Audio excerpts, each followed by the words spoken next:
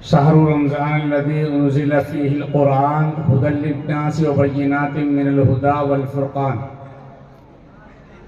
صدق الله العظيم وقال النبي صلى الله عليه وسلم خيركم من تعلم القرآن وعلمه او كما قال عليه الصلاة والسلام۔ میرے محترم بزرگوں، قوم کے ذمہ داروں، وقت تو اب ہے نہیں جس پر کچھ گفتگو کروں، لیکن عظمت قرآن کا یہ اجلاس ہے۔ قرآن کی عظمت کی بنیاد پر میں کچھ کہنا چاہتا تھا، لیکن میوات کے ماحول میں یہ وقت 9 کے بعد میں کبھی سننے کا نہیں رہا۔ یو پی کا ایک ماحول ہے، دلی کا ایک ماحول ہے کہ وہاں عشاء کے بعد پروگرام چلتے ہیں 10 بجے، 11 بجے، 12 بجے تک، لیکن ہماری میوات کا ہمیشہ سے ایک ہی دستور رہا کہ یہاں تو مغرب کے بعد سے لے کر 9 بجے تک آخری ہے، پھر کوئی طبیعت سے سنتا نہیں ہے۔ میں کسی ایک کی بات نہیں کہتا، ہماری قوم کا پورے کا مزاج ہے، خطے کا مزاج ہے، اور یہ مزاج الحمدللہ بہت عمدہ مزاج ہے، کیونکہ جو کام کرنا ہو اول رات میں کرو، پھر آرام کرو تاکہ صبح وقت پر کھڑے ہو سکو۔ یہ مزاج اس لیے ہے، ورنہ جو لوگ لمبے پروگرام کرتے ہیں 11-12 بجے فجر کی نماز قضا کر دی، کیا فائدہ ان پروگراموں کا؟ یہ مزاج ہماری قوم کا، ہمارے خطے کا، ہمارے علاقے کا دعوت و تبلیغ کی بنیاد پر حضرت مولانا الیاس نور اللہ مرقدہ کے اصولوں پر، ان کی ہدایات پر بنا ہے کہ بھئی کام کرنا ہے اعتدال کے ساتھ میں، کام کرنا ہے وقت کے پہچان کے ساتھ میں۔ وقت کی پہچان نہیں ہے کیا لمبی تقریریں کر سکیں؟ اس لیے ہمارے اکابرین نظام الدین کا دستور رہا کہ بس مغرب کے بعد ایک لمبا بیان ہو گیا، 2 گھنٹہ 2.5 گھنٹہ، بس بات ختم ہو گئی۔ جہاں 5 لاکھ 10 لاکھ کے مجمع کے اجتماع ہوتے ہیں، 20 لاکھ کے مجمع کے اجتماع ہوتے ہیں، ہمارے علاقے میں بڑے بڑے اجتماع ہوئے، لیکن وہاں بھی کبھی یوں نہیں کہ بھئی ابھی اس کا بیان نہیں۔ لیکن میں ہمیشہ ان مدارس کے پروگرام میں کسی عالم کی تقریر کا قائل نہیں ہو جاتا۔ میں ہمیشہ ایک بات کہتا ہوں، اسی بات کو کہہ کر میں اپنی بات ختم کر دوں گا۔ یہ مدارس کے جو اجلاس ہوتے ہیں سالانہ، یہ اجلاس مقرروں کو بلانے کا مقصود نہیں ہوتا کہ بھئی ایک مقرر کرے گا 15 منٹ، ایک مقرر کرے گا 10 منٹ، اور ایک مقرر کرے گا 20 منٹ۔ اس لیے 99% مدرسے والوں سے میں نے تو منع کر دیا، بھئی میں نہیں جاتا ہوں۔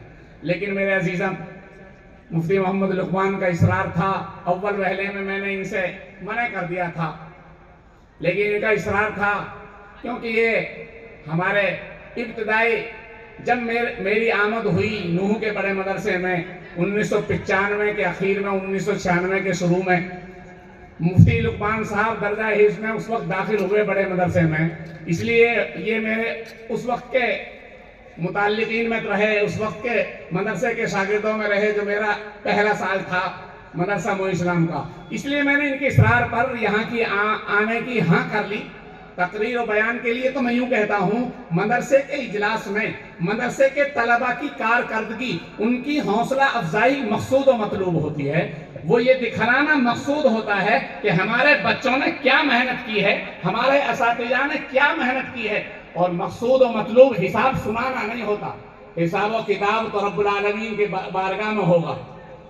کون کیا کر رہا ہے، کتنی امانت داری کے ساتھ کر رہا ہے، اللہ جانتا ہے۔ مقصود و مطلوب یہ ہے کہ یہ جو بچوں پر، نونہالوں پر امت مسلمہ کا سرمایہ خرچ ہو رہا ہے، ان نونہالوں پر ہماری محنت کی کمائی خرچ ہو رہی ہے، ہم اپنے عوام کو یہ سمجھانا چاہتے ہیں کہ آپ کی محنت کی کمائی، امت مسلمہ کا سرمایہ بیکار نہیں جا رہا۔ یہی بچے آگے چل کر قوم کے، ملت کے رہنما اور رہبر بنیں گے۔ ان بچوں کو اس لیے تیار کیا جا رہا ہے، امت مسلمہ کا پیسہ بھی اسی لیے دیا جا رہا ہے کہ تاکہ امت مسلمہ کی رہبری اور رہنمائی کے لیے یہاں سے رہبر پیدا ہو۔ بات تو بہت ہوتی ہے، موضوعات بھی بہت ہیں، عنوانات بھی بہت ہیں، تعلیم کے عنوان پر بہت ہے، لیکن میں یہ کہنا چاہتا ہوں، یہ حافظ قرآن، یہ عالم قرآن، یہ عالم حدیث، ان کی اہمیت دنیا اور آخرت دونوں جہاں میں ہے۔ کیوں؟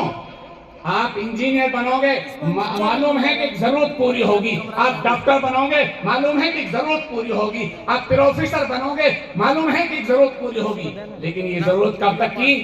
موت کے آنے تک کی، موت کے آنے تک کی۔ موت کے بعد کی ضرورت پوری نہیں ہو سکتی کسی ڈاکٹری سے، کسی انجینئری سے، کسی پروفیسری سے، کسی سائنسداں ہونے سے۔ اس کے ساتھ اس کا فن، اس کے ساتھ اس کا ایجوکیشن کا معاملہ اس کی موت پر ختم ہو جائے گا، اس کی موت پر ختم ہو جائے گا۔ لیکن اس مدرسے میں، تمام مدارس اسلامیہ میں، مکاتب قرآنیہ میں جو علم پڑھایا جا رہا ہے، یہ موت پر ختم نہیں ہوگا۔ یہ قرآن اس حافظ کے ساتھ موت پر بھی ہے، موت کے بعد قبر میں بھی ہے، قبر کے بعد حشر میں بھی ہے، اور حشر کے بعد جنت میں بھی قرآن سنے گا۔ یاد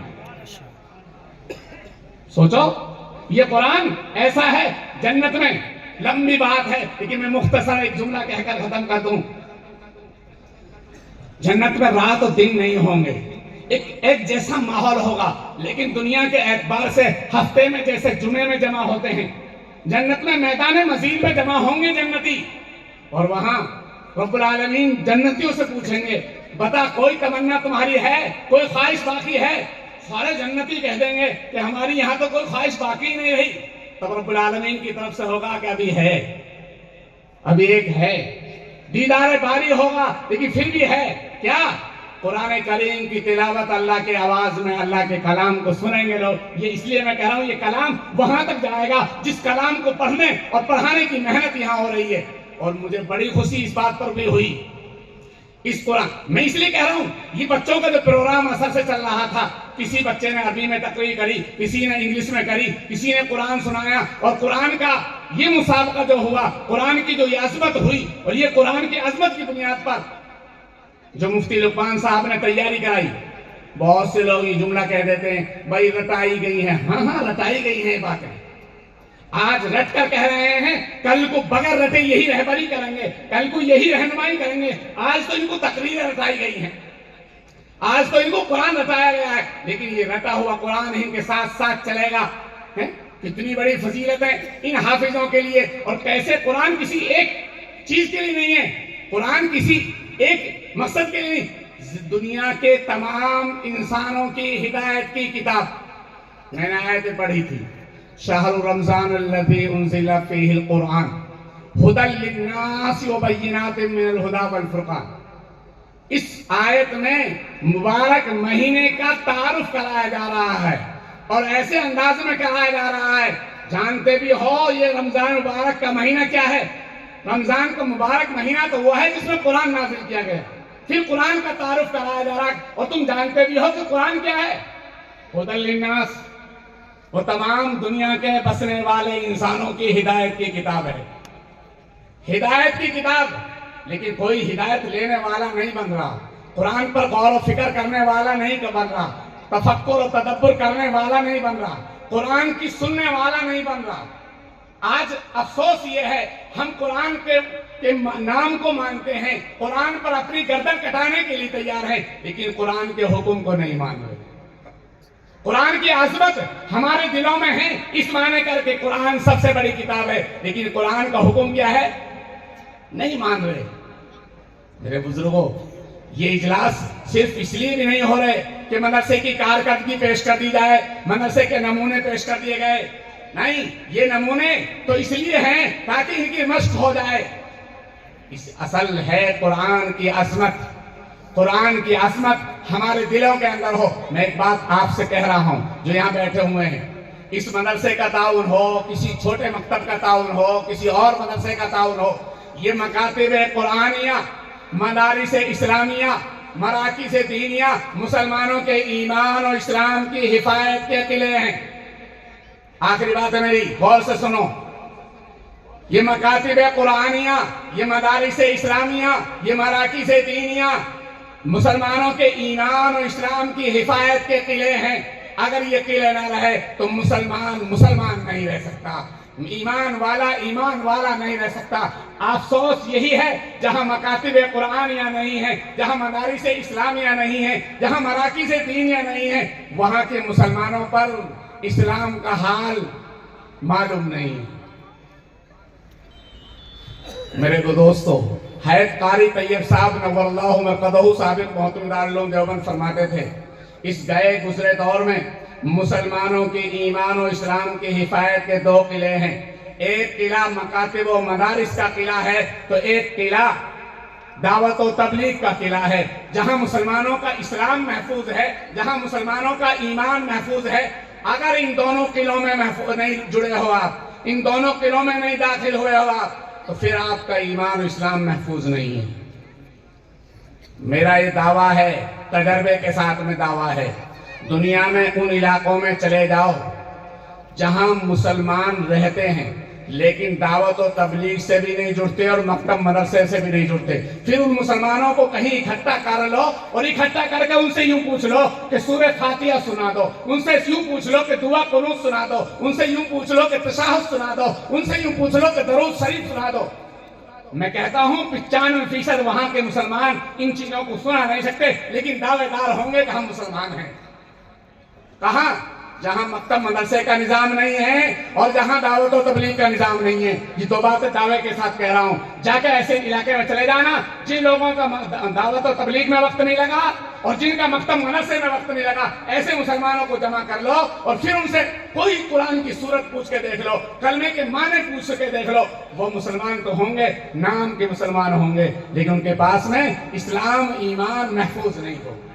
اس لیے میرے دوستو، یہ قلعے ہیں، ان کی حفاظت، ان کا تعاون، ان کی مدد ہمارے لیے، ہمارے ایمان و اسلام کے لیے محفوظ جگہ ہے۔ ہمارا خود کا ایمان بھی محفوظ ہوگا۔ آقا مدنی صلی اللہ علیہ وسلم نے قرآن پڑھنے والوں کو، پڑھانے والوں کو کیا فرمایا؟ خیرکم من تعلم القرآن وعلمہ، تم میں سب سے بہتر کہتا میں کر رہا ہوں، خیر اخیر سے ہے، اس لیے میں کہہ رہا ہوں سب سے بہتر، خیر اخیر سے، تم میں سب سے بہتر قرآن کا پڑھنے والا اور پڑھانے والا ہے۔ قرآن کا سیکھنے والا اور سکھانے والا، دونوں نسبتیں جمع ہو جائیں گی تو سب سے بہتر ہے، اور دونوں نسبتیں جمع نہ ہوئی تو بہتر نہیں ہے۔ اس لیے میرے بزرگوں، ہمیں ان مدارس اسلامیہ کا، مکاتب قرآنیہ کا، مراکز دینیہ کا، دعوت و تبلیغ کا، اپنے خود ایمان و اسلام کی حفاظت کے لیے ان سے جڑنا ہے، ان میں داخل ہونا ہے۔ اللہ ہماری اسلامیات کو، ایمانیات کو، اللہ ہمارے ایمان کو محفوظ فرما دے گا۔ اس لیے دعا کرو۔ درخواست میری آخری یہ ہے آپ سے، آپ عہد کرو کہ ہم نے اپنے بچوں کو تعلیم دین سے، اسلامی تعلیم سے آگاہ کرنا ہے۔